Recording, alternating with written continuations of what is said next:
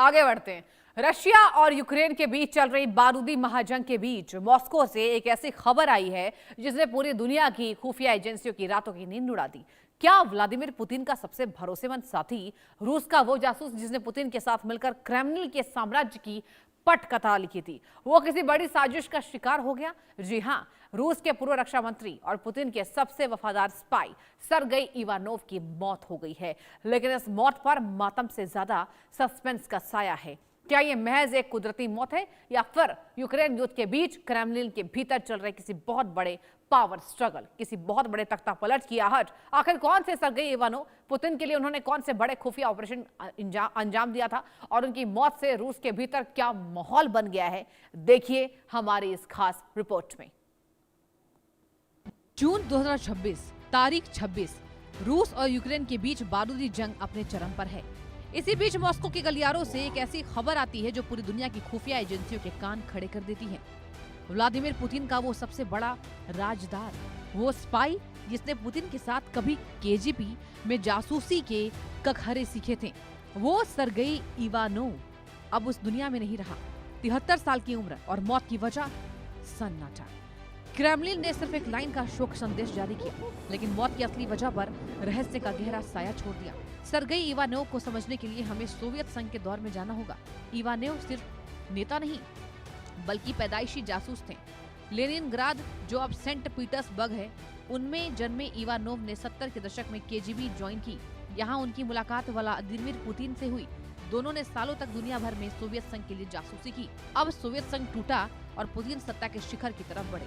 वो इवानोव उनकी परछाई बनकर उनके साथ खड़े रहे। पुतिन के साम्राज्य को खड़ा करने में इवानोव के 3 काम सबसे बड़े माने जाते हैं।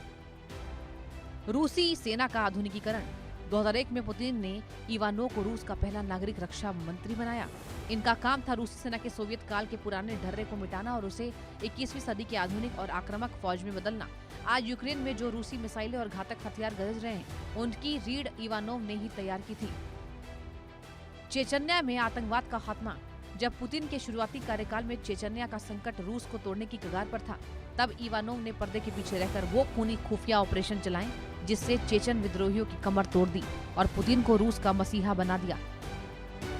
क्रेमलिन के गेटकीपर। 2011 से 2026 तक इवानोव पुतिन के चीफ ऑफ स्टाफ रहे। यानी पुतिन से कौन मिलेगा, कौन सी फाइल पुतिन की टेबल पर जाएगी, ये सब इवानोव तय करते थे।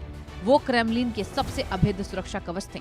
जी हाँ, सरगेई इवानोव यह सिर्फ एक नाम नहीं बल्कि राष्ट्रपति पुतिन का वो दाहिना हाथ था जिसे साल 2008 में पुतिन का उत्तराधिकारी यानी रूस का अगला राष्ट्रपति माना जा रहा था। रशिया यूक्रेन जंग के इस बेहद नाजुक मोड़ पर जहां रूस के भीतर और बाहर कई बड़े उलटफेर हो रहे हैं, इवानोव की इस खामोश मौत ने कई सुलगते हुए सवाल खड़े कर दिए हैं। क्या यह सिर्फ एक बीमारी थी या फिर क्रेमलिन के भीतर चल रही किसी बड़ी पावर शिफ्ट का नतीजा? जंग की शुरुआत हुई थी साल 2022 में, जब पुतिन को लगा था कीव चंद दिनों में घुटने टेक देगा, लेकिन जेलेंस्की की जिद और अमेरिका नाटो के हथियारों की खेप ने पासा पलट दिया। जंग कभी रूस के पाले में झुकी तो कभी यूक्रेन के काउंटर ऑफेंसिव ने मॉस्को को चौंकाया। अमेरिका ने केवल यूक्रेन को अरबों डॉलर के आधुनिक हथियार ही नहीं दिए, बल्कि नाटो ने फिनलैंड और स्वीडन को शामिल कर रूस को चारों तरफ से घेरने की ऐतिहासिक घेराबंदी कर ली। जेलेंस्की, जो कभी सिर्फ एक मोहरा नजर आ रहे थे, वो पश्चिमी देशों की मदद से पुतिन के साम्राज्य को सीधी चुनौती देने लगे। लेकिन क्या पुतिन को मिल रही चुनौती का कारण कोई जयचंद था? क्या किसी करीबी ने पुतिन को घिरवा दिया? सवाल कई है और इसके जवाब अक्सर राज ही रह जाते हैं।